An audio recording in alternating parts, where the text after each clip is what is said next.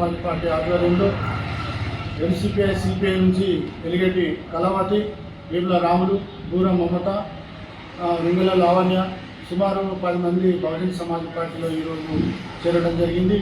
ఏదైతే 80 సంవత్సరాల నుంచి స్వాతంత్ర ఫలాలకు దూరంగా ఉన్నటువంటి బీసీలు మరి ఈరోజు బహుజన్ సమాజ్ పార్టీలో చేరడము హర్షణీయము.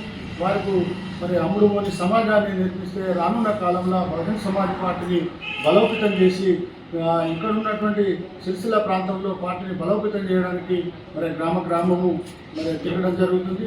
మరి మాతో జిల్లా ఉపాధ్యక్షులు నియోజకవర్గ ఇన్ఛార్జి కనకయ్య గారు, మరి జిల్లా ఎస్సీ మెంబర్ వెంగళ అంజన, మరి ఆడది వెంగళ, మరి జ్ఞాన మనోహర్ గారు మా వెంట ఉండడం జరిగింది.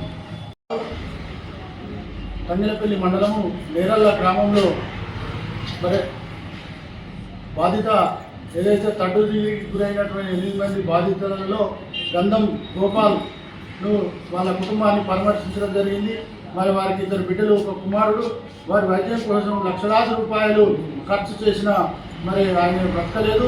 ఆయన వైద్యం కోసం ఎక్కడున్నారో భూమి కూడా అమ్ముకోవడం జరిగింది. మరి ఆయన A2 క్యాండిడేట్. అందులో మరి ఆయన ఆరోగ్యం కోసం ఖర్చు అయినటువంటి ఖర్చుకు ఇల్లు కూడా అమ్మకానికి పెట్టడం జరిగింది.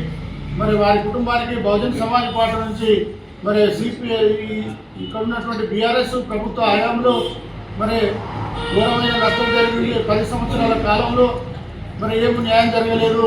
ఇప్పుడున్నటువంటి రాష్ట్ర ప్రభుత్వం రేవంత్ రెడ్డి గారు, స్థానిక మరి ప్రభుత్వ వైపు ఆది శ్రీనివాస్ గారు, కేకే మహేందర్ రెడ్డి గారు, స్థానిక ఎమ్మెల్యే కేటీఆర్ గారు స్పందించి వారి కుటుంబానికి రాష్ట్ర ప్రభుత్వము రేవంత్ రెడ్డి మరి కాంగ్రెస్ ప్రభుత్వము 1 కోటి రూపాయలు నష్టపరిహారం చెల్లించాలని చెప్పి బహుజన్ సమాజ్ పార్టీ నుంచి మేము డిమాండ్ చేయడం జరుగుతుంది.